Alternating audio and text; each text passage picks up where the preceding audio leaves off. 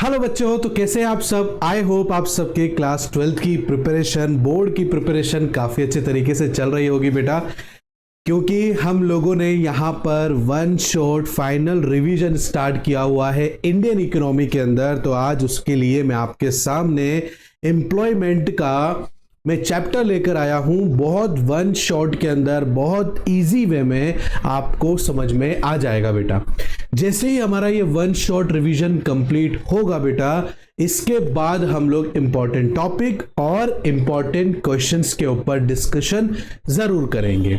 मैं यहां पर वन शॉट रिवीजन, वो भी फाइनल रिवीजन इसलिए करा रहा हूं ताकि आपको एक बेसिक स्ट्रक्चर पता चल जाए हर एक चैप्टर का। फिर उसमें से नेक्स्ट सीरीज जो हमारी आएगी बेटा, उसके अंदर हम समझेंगे कि कौन कौन से इंपॉर्टेंट टॉपिक्स हैं जो आपको जल्द से जल्द पढ़ने चाहिए, अपने रिवीजन में ऐड करने चाहिए, और साथ ही साथ में कुछ इंपॉर्टेंट क्वेश्चंस भी मैं आपको प्रोवाइड करवाऊंगा बच्चों। ये जो चैप्टर है बहुत इंपॉर्टेंट चैप्टर है बेटा। इसका भी अगर आपको जो है नोट्स चाहिए बेटा, डिस्क्रिप्शन के अंदर एक लिंक दिया हुआ है नोट्स का, क्लिक करो और वहां से अपने लिए नोट्स ले लो। सभी चैप्टर्स के नोट्स आपको वहां पर मिल जाएंगे बच्चों, इसलिए नोट्स के लिए लिंक पर क्लिक करो और वहां से अपने लिए नोट्स ले लो बेटा, बिल्कुल फ्री ऑफ कॉस्ट। चलो स्टार्ट करते हैं बेटा। तो देखो, इसको हमने 6 पार्ट में डिवाइड किया हुआ है। जैसे कि कॉन्सेप्ट पार्ट नंबर 1 है जो एम्प्लॉयमेंट के कॉन्सेप्ट्स और वर्कर के कॉन्सेप्ट्स के बारे में आपको बताएगा। पार्ट 2 आपको एम्प्लॉयमेंट ग्रोथ एंड ट्रेंड्स के बारे में बताएगा बेटा। उसके बाद में आपके सामने यहाँ पर इनफॉर्मलाइजेशन ऑफ वर्कफोर्स के बारे में बताएगा। उसके बाद में बेटा अनएम्प्लॉयमेंट टाइप्स एंड इश्यूज के बारे में बताएगा। पार्ट नंबर 5 है government employment policies and programmes के बारे में बताएगा। पार्ट नंबर 6 जो है बेटा वो quality of employment and future challenges के बारे में आपको बताने वाला है बेटा। नेक्स्ट देखो बेटा, यहाँ पर पार्ट नंबर 1 है की कॉन्सेप्ट्स एंड डेफिनेशन से बेटा, जिसमें वर्कर्स क्या होता है वो डेफिनेशन हम लोगों ने यहाँ पर लिख रखी कि एक पर्सन है who is engaged in an economic activity that produces goods and services for pay or self consumption। Employment किसे कहते हैं बेटा, उसकी एक डेफिनेशन मैंने यहाँ पर लिख रखी है बेटा, ये आपको पता होना चाहिए। वर्क पॉपुलेशन रेशियो क्या होता है ये भी आपको पता होना चाहिए बच्चों।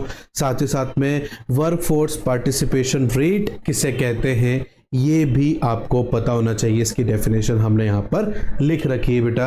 अनएम्प्लॉयमेंट रेट किसे कहते हैं, percentage of people in the labour force who are willingly to work but can not find employment. Next बेटा, लेबर फोर्स किसे कहते हैं, people who are either employed और unemployed but are willingly to work and looking for work. Is that clear बेटा। उसके बाद में बेटा क्लासिफिकेशन ऑफ वर्कर्स, जैसे सेल्फ एम्प्लॉयड है बेटा, कैजुअल वेज और वर्कर्स है बेटा, ये आपके पास में क्लासिफिकेशन है वर्कर्स की बेटा। नेक्स्ट है रेगुलर सैलरी एम्प्लॉयड है बेटा, बेस्ड ऑन लोकेशन, जैसे यहाँ पर रूरल वर्कर्स होते हैं बेटा, जिसलिए मोस्ट सेल्फ एम्प्लॉयड होते हैं बेटा एग्रीकल्चर के अंदर। ऐसे ही अर्बन है बेटा।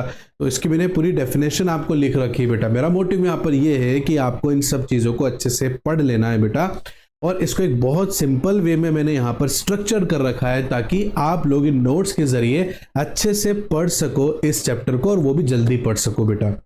नेक्स्ट पार्ट हमारा यहाँ पर पार्ट नंबर 2 है, जिसमें एम्प्लॉयमेंट ग्रोथ एंड ट्रेंड्स के बारे में मैंने बताया। एक चार्ट भी मैंने आपको बनाकर यहाँ पर दिखाया हुआ है बेटा।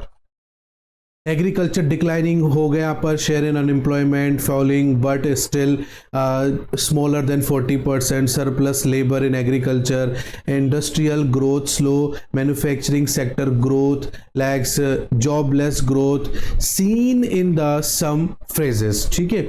उसके बाद में फीमेल एम्प्लॉयमेंट है, फीमेल WPR लो है बेटा यहाँ पर, डिक्लाइन अर्बन एरियाज में, रूरल फीमेल जो है मोस्टली इन एग्रीकल्चर में बेटा। सर्विस सेक्टर राइजिंग होता चला जा रहा है इंडिया के अंदर, जैसे IT सेक्टर, बैंकिंग वगैरह ये सब बढ़ता जा रहा है। सेल्फ एम्प्लॉयमेंट डोमिनेट है बेटा, अराउंड करीबन 50% वर्कर जो हैं आर सेल्फ एम्प्लॉयड है बेटा, खुद कोई ना कोई काम दे रखा है बेटा।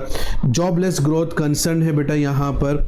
आगे देखो बेटा, यहाँ पर ही मैंने पार्ट 3 में फॉर्मल इनफॉर्मल सेक्टर्स मैंने यहाँ पर बना रखा है बेटा, प्लीज इसे अच्छे से पढ़ लेना, डिफ्रेंसिएशन वाले प्रोग्राम्स को। तो और नेक्स्ट है बेटा यहाँ पर आपके पास में इनफॉर्मलाइजेशन ऑफ वर्कफोर्स किसे कहते हैं बेटा, इसकी मैंने आपको यहाँ पर डेफिनेशन दे रखी है बेटा, इसे प्लीज ध्यान से देख लेना बेटा।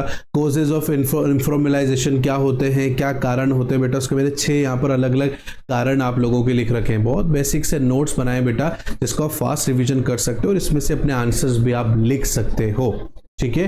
नेक्स्ट देखो बेटा यहाँ पर कॉन्सिक्वेंसेस क्या है, उसके भी मैंने अलग 6 यहाँ पर पॉइंट्स आपको लिख रखे हैं बेटा, इसको भी ध्यान से देख लेना बेटा।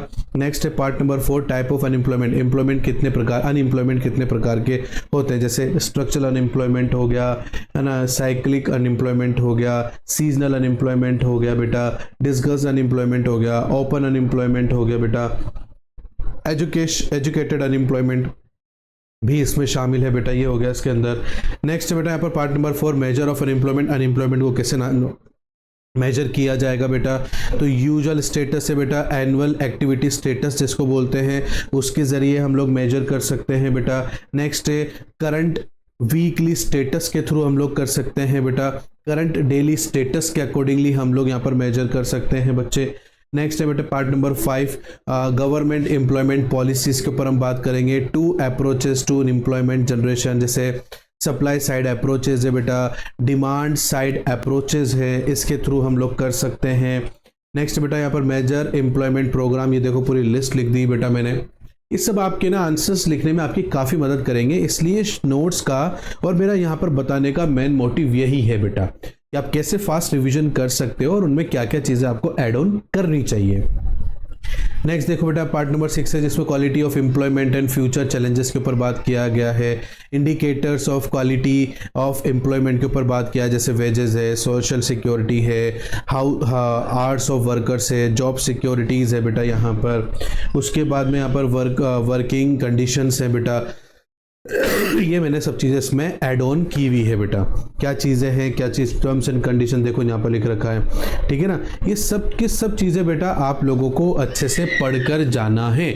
ये एक शॉर्ट रिवीजन की तरह था बेटा, जहां मैंने आपको सिर्फ ये बताया कि देखो इनमें ये चीज़ें हैं और ये आपको इस तरीके से पढ़ लेना है बेटा। ये एकदम वेल स्ट्रक्चर्ड नोट्स है बेटा, बहुत शॉर्ट्स नोट्स है बेटा। ये आपको डिस्क्रिप्शन में लिंक में जरूर मिल जाएंगे, आप वहां से इसको जो है ले सकते हो और पढ़ सकते हो बेटा। आई होप ये क्लास आपके लिए काफ़ी हेल्पफुल रही होगी बेटा। नेक्स्ट क्लास में नेक्स्ट चैप्टर के साथ मिलूंगा बेटा। और हाँ, जैसे ही हमारे दोनों दोनों सब्जेक्ट्स कंप्लीट हो जाएंगे, मैक्रो और इंडियन इकोनॉमी, उसके बाद में इन दोनों के अंदर मैं आपके लिए एक इंपॉर्टेंट टॉपिक्स की लिस्ट लेकर आऊंगा और इंपॉर्टेंट क्वेश्चंस क्या क्या हो सकते हैं दोनों के अंदर से, उसकी भी एक लिस्ट मैं आपके सामने लेकर आऊंगा, जिसको आप जल्दी से रिवाइज करके अपने एग्जाम को अच्छे से अच्छा कर सकते हो बेटा। आई होप ये क्लास आपके लिए हेल्पफुल रही होगी बेटा। हेल्पफुल रही है तो बेटा प्लीज लाइक जरूर करना, शेयर करना, सब्सक्राइब करना और बेल आइकन को प्रेस करना बिल्कुल मत भूलना बेटा। मिलता हूं नेक्स्ट क्लास में, तब तक के लिए thank you and bye bye बच्चों।